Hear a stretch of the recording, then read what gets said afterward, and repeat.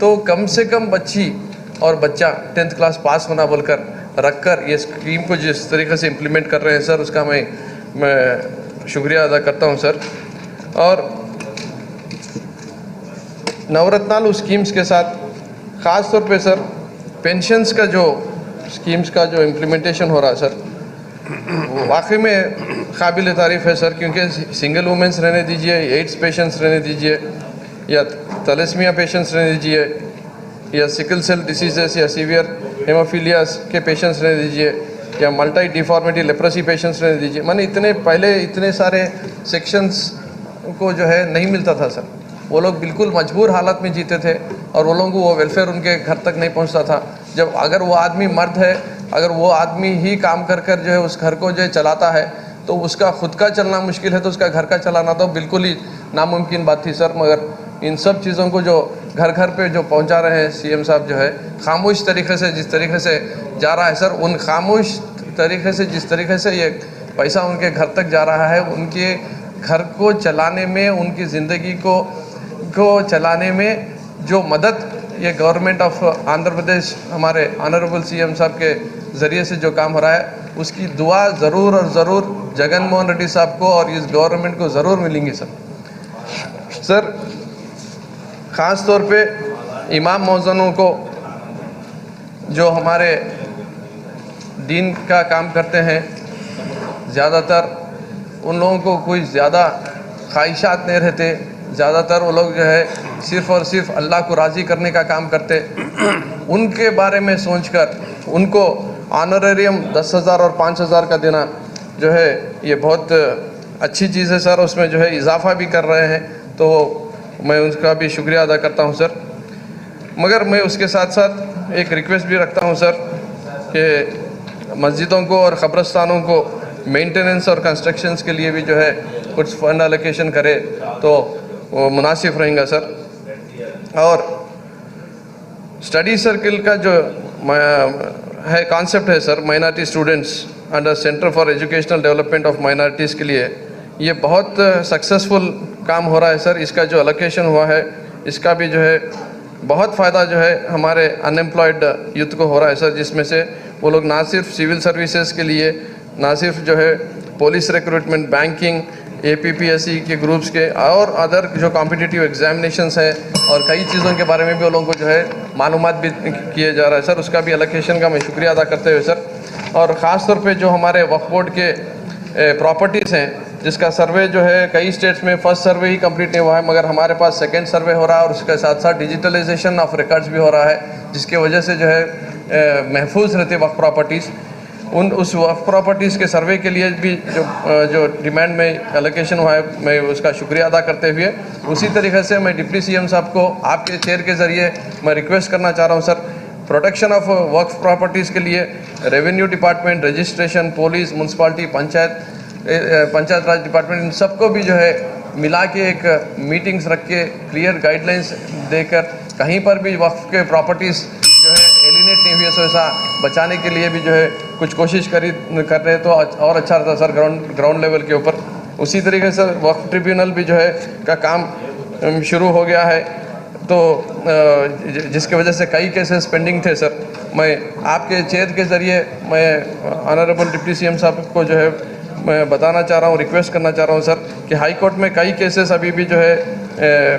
Dormant stage में है, तो उसको स्ट्रेंथन कर, लीगल काउंसिल्स को स्ट्रेंथन करते हुए और केसेस को एक्सपीडाइट करते हुए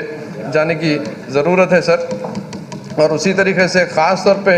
हमारा शुक्रिया है सर, शुक्रिया अदा करते हैं हम जो है हमारे हरदिल अजीज़ चीफ मिनिस्टर जगन मोहन रेड्डी साहब का, कि जो है हज के लिए 30,000 और 60,000 जो दे रहे हैं वो कई स्टेट्स में नहीं है सर, मगर यहाँ पर हमारे स्टेट में, क्योंकि मुसलमान अक्सर जो है गरीब लोग जो है जाना चाहते हैं, मगर उन लोगों के पास उतना कहीं ना कहीं कुछ ना कुछ तरीके से जो है माली हालत से जो है तकलीफ़ होती, तो उसको भी आसानी करते हुए जो एलोकेशन करे हैं मैं उसका शुक्रिया अदा करते हुए और हज हाउस के लिए भी करे हैं सर। और खुसूसन सर हमारे आइडेंटिटी के लिए जो कॉरपोरेशंस बने हैं, जिसकी वजह से पॉलिटिकल रिप्रेजेंटेशन आ रहा, पॉलिटिकल वॉइस आ रही, हमारे को जो है हमारी शनाख्त जो बता सकती है, उस तरीके से जो है नूर बादशाह दूधे कुला कोऑपरेटिव सोसाइटीज़ फेडरेशन रहने दीजिए, शेख कॉरपोरेशन रहने दीजिए, संचार जाति का कॉरपोरेशन रहने दीजिए, जिसके वजह से एक आइडेंटिटी हमारे को ये गवर्नमेंट दे रही सर, उसका भी मैं शुक्रिया अदा करते हुए और ओवरऑल माइनॉरिटीज़ के वेलफेयर के लिए, डेवलपमेंट के लिए, एजुकेशन के लिए, हेल्थ केयर के लिए, वुमेन एम्पावरमेंट के लिए, हाउसिंग के लिए जो ये काम कर रही है गवर्नमेंट, इससे पहले ना कभी कोई गवर्नमेंट करी थी ना करी है सर। मगर इसमें जो 1 2 3 जो मेरे रिक्वेस्ट हैं आपके चेयर के ज़रिए जो डिप्टी सीएम साहब के नज़र पर लेकर आ रहा हूं सर, उस पर भी जो है अगर काम हुआ तो और ज़्यादा जो है फ़ायदा जो है मुस्लिम कम्युनिटी की होती बोल के बताते हुए आप जो मेरे को ये मौका दिया मैं आपका शुक्रिया अदा करता हूँ sir. Thank you. Deputy CM గారు. అధ్యక్ష, ఈరోజు మైనారిటీ సంక్షేమం గురించి డిమాండ్స్ ప్రవేశపెట్టడం జరిగింది అధ్యక్ష. దాని మీద చర్చ కూడా గౌరవ సభ్యులు కూడా కొన్ని సూచనలు కూడా చేయడం జరిగింది అధ్యక్ష. ముందుగా అధ్యక్ష, మైనారిటీ సంక్షేమం అంటే అధ్యక్ష నాడు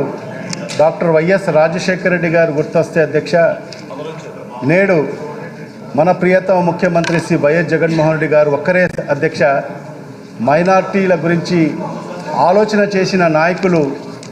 గతంలో ఆ మహానేత దివంగత ముఖ్యమంత్రి డాక్టర్ వైఎస్ రాజశేఖర రెడ్డి గారు అయితే,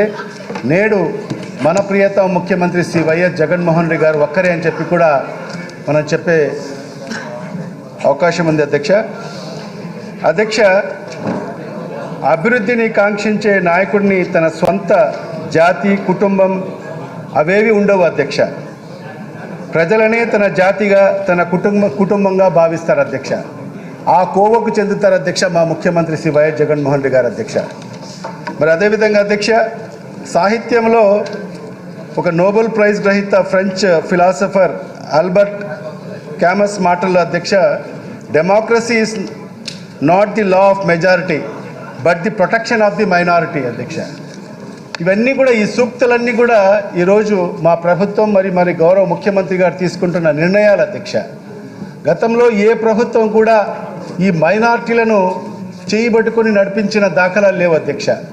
కేవలం వీళ్లను ఒక ఓటు బ్యాంకుగా మాత్రమే వాడుకున్న ప్రభుత్వాలు అధ్యక్ష. గతంలో రాజశేఖర రెడ్డి గారు